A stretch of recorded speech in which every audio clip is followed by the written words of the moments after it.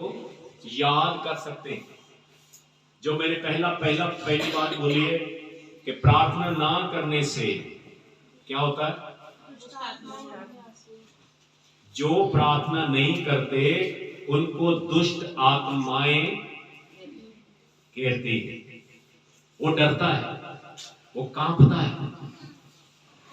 वो कहता है पता नहीं क्यों मेरे साथ साथ परछाई चल रही है, मैंने वहां कुछ देखा, वो मेरे पीछे पड़ गई। एक छोटा सा कुत्ता मेरे साथ साथ चला, वो बड़ा हो गया, उसने रूप बदल लिया। दुष्ट आत्माएं घेरती हैं जो प्रार्थना नहीं करता, चाहे वो प्रभु में हो।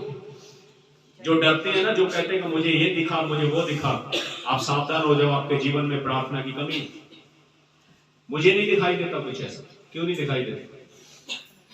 बोलो। आप में से इतने बड़े बहन भाई हैं जिनको ये चीजें दिखाई नहीं देती, देखकर भाग जाती हैं। क्यों? क्योंकि उनके जीवन में। और मैं आपको बता दूं, पूरी दुनिया में बिना चर्च को छोड़ करके कहीं भी प्रार्थना नहीं की जाती। की जाती है तो उनको दुष्ट आत्माएं डराती है। बोलो। चाहे कितना भी नामदानी क्यों ना हो, दुष्ट आत्मा उसको घेरती है कि नहीं? और जब प्रार्थना वाली जगह में आप आ जाते हैं तो दुष्ट आत्मा क्या होता है? चिल्लाना शुरू कर देती है, गिड़गिड़ाना शुरू कर देती है, माफी मांगना शुरू कर देती है। कारण क्या है? क्योंकि वो प्रार्थना वाली जगह में आ गया। अब आपको पता चला कि प्रार्थना ना करने का पहला कितना बड़ा नुकसान है। और प्रभु यीशु मसीह में जब आप लोग आए, और कई लोगों को दुष्ट आत्माएं थी, दुष्ट आत्माएं खेलती थी उन पर। मैं जानता हूं यहाँ बहुत सारे लोग बैठे जो दुष्ट आत्माओं के शिकार थे। तो दुष्ट आत्माएं कहां से क्यों भागी? प्रार्थना से। और जब आप प्रार्थना करनी शुरू कर गए तो दुष्ट आत्माएं, और जब आप प्रार्थना में कमजोर हो गए, ऐसे लोगों को भी जानता हूं जिन्होंने प्रार्थना छोड़ दी, दुष्ट आत्माएं वापस आ गई। प्रार्थना एक वो पावर है आप लोगों के लिए, जैसे शरीर के लिए 2 वक्त रोटी, वैसे प्रार्थना हमारे जीवन की सुरक्षा के लिए जरूरी कदम है। हालेलुया। और जल्दी जल्दी दोहराऊंगा। दूसरा, प्रार्थना ना करने से आपकी परमेश्वर से नजदीकियां टूट जाती है, आपकी दोस्ती टूट जाती है परमेश्वर से, आप परमेश्वर से दूर हो जाते हैं, परमेश्वर का डर आपके जीवन में खत्म हो जाता है, परमेश्वर की आज्ञा को टाल मटोल करना शुरू कर देते हैं। ये वही लोग करते हैं जो प्रार्थना नहीं करते। छोड़ो, पास्टर ऐसे बोल दे रहेंगे, यही करते रहेंगे। प्यारे हो, पास्टर आपके जीवन के लिए बोलते हैं। हालेलुया।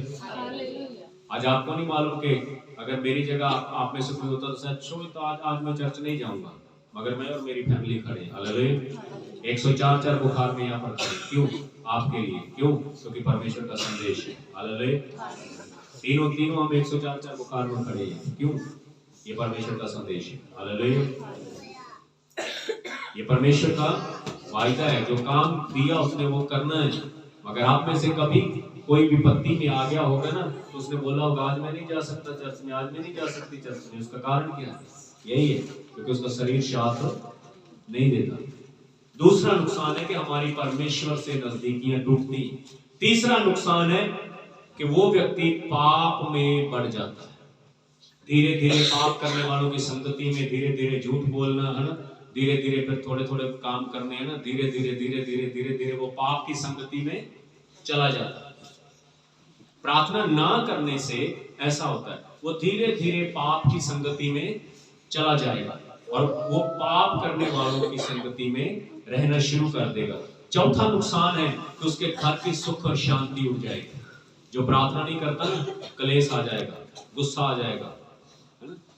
पत्नी को कि मैं तेरी गल नहीं मानता, पति को मैं तेरी नहीं मानता, जो आप कहेंगे तू साडा की लगता, उस घर की शांति उड़ जाएगी प्रार्थना ना करने से।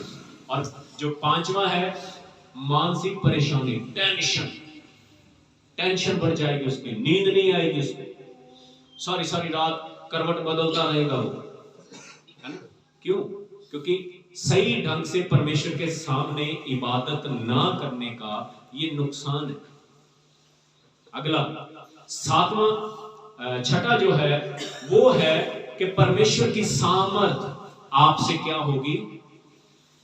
बोलो, परमेश्वर की सामर्थ खत्म हो जाएगी। आप थके थके महसूस करेंगे, आपके जीवन में आलस आ जाएगा, कोई भी काम करने को आपका मन नहीं करेगा। ये प्रार्थना ना करने का नुकसान है। सातवां नुकसान है कि शैतान आपके अंदर, वही जो अदन की वाटिका में से आदम को भरमाकर बाहर लेकर गया, वही शैतान का स्वभाव वापस, पुराना स्वभाव आपके जीवन में वापस आ जाएगा, जहां से आपने प्रभु यीशु मसीह में शुरू किया था।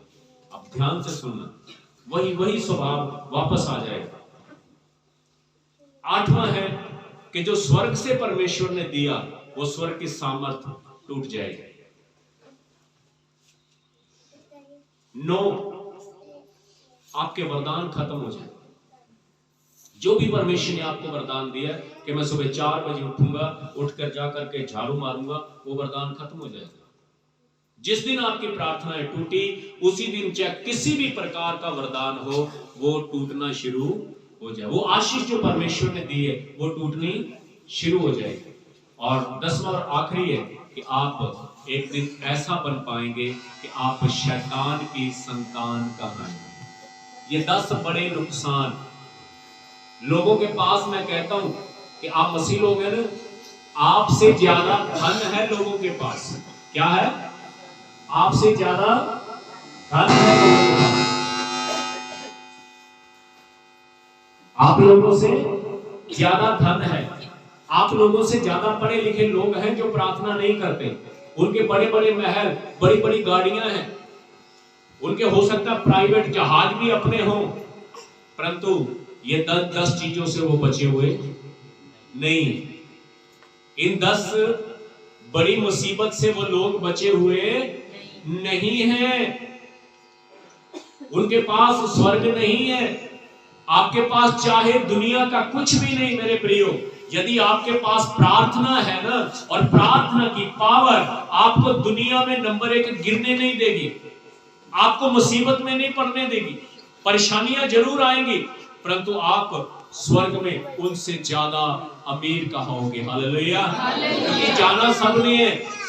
अंडानी अंबानी भी जाएंगे एक दिन, उनके बाप दादा भी चले गए, जितने आए धन माल वाले चले जाएंगे।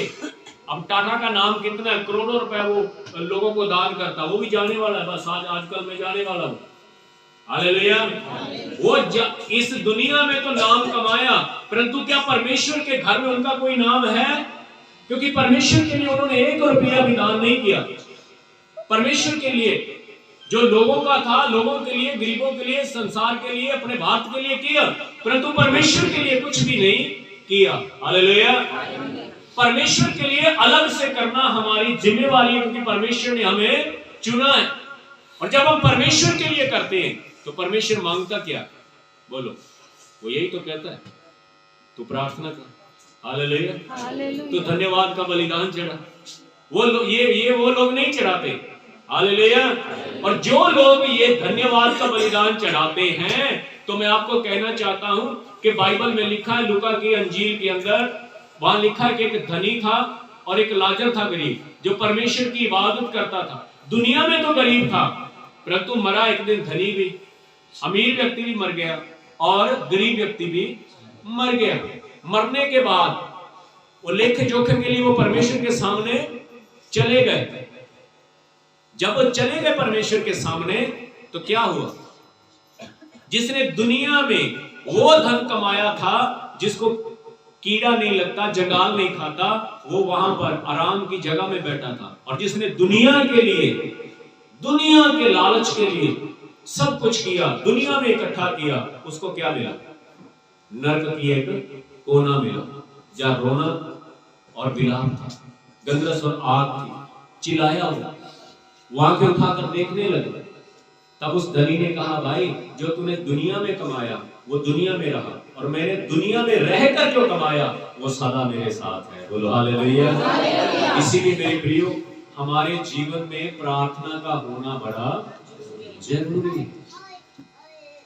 है। प्रभु से कहें, प्रार्थना में हर रोज अपने आप को नया करेंगे। आज फिर आपको बोलना चाहता हूं, प्रार्थना में अपने आप को नया करें। प्रभु जब आप शाम को प्रार्थना करते हो तो खुदा को दिल से कहे, प्रभु सुबह से लेकर अब तक तेरी कृपा मुझ पर रही, अनुग्रह रहा, जो परमेश्वर ने दिया उसका धन्यवाद करो।